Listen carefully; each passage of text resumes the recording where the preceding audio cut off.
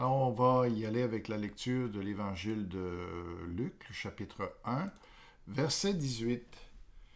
Mais Zacharie dit à l'ange, « Comment saurais-je que cela est vrai? » Alors ici, Zacharie doute de ce que l'ange lui dit.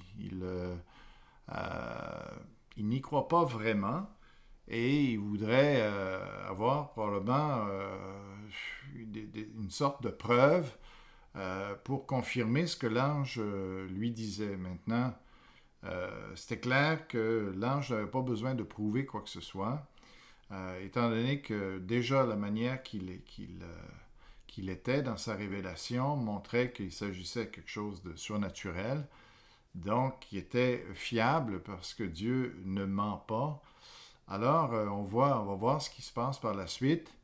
Alors, il dit, « Comment saurais-je que cela est vrai? Car je suis vieux et ma femme aussi est âgée. » Donc, il dit à l'ange finalement, c'est pas possible. Alors, l'ange lui répondit, « Je suis Gabriel. » Alors, je ne suis pas n'importe qui. Si je viens de parler, écoute, Dieu sait ce qu'il dit.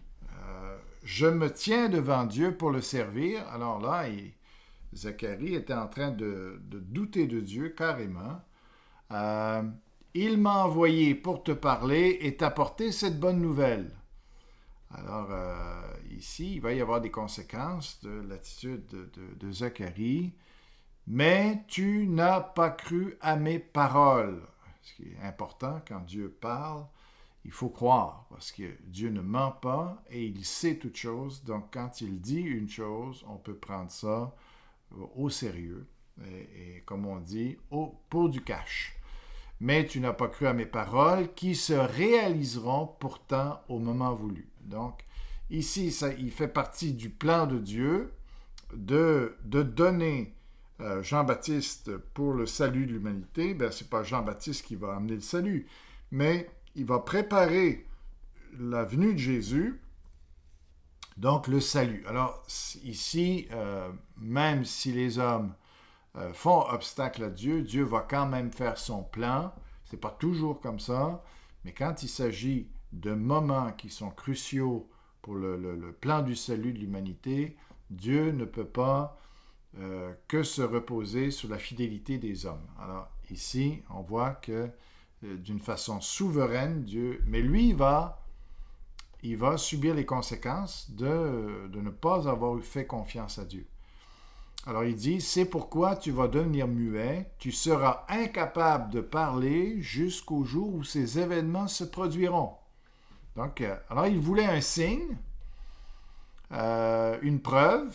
Alors Dieu va lui en donner une, effectivement, mais ça va être à son détriment. Il va être muet jusqu'au jour où Jean-Baptiste va naître et va être circoncis, on le verra plus tard. Et jusque-là, quand Jean-Baptiste va se faire circoncire, sa bouche va se rouvrir. Donc, à ce moment-là, il aura son signe, mais il aura quand même eu toute cette période-là sans être capable de parler.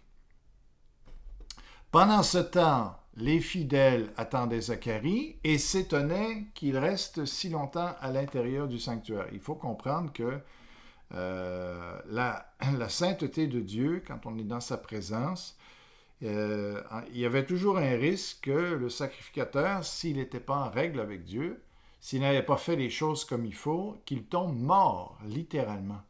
Donc ici, le fait que Zacharie tarde, ça a créé de l'inquiétude chez les gens, parce qu'il y avait une durée pour faire les choses. Et c'était important parce que les gens, à ce moment-là, pouvaient réagir s'il y arrivait quelque chose. Souvent, le sacrificateur, il avait une corde après lui sur sa jambe et les gens ne pouvaient pas rentrer dans le sanctuaire, mais pouvaient tirer le prêtre s'il lui était arrivé quelque chose. Alors, on voit toute la dynamique ici de ce qui se passe.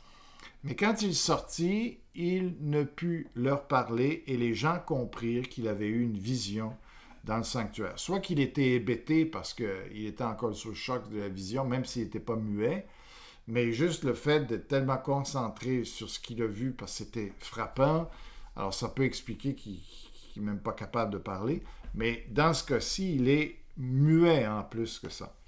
Alors, il leur faisait des signes et restait muet. Quand Zacharie eut achevé la période où il devait servir dans le temple, il retourna chez lui. Voilà pour la lecture d'aujourd'hui.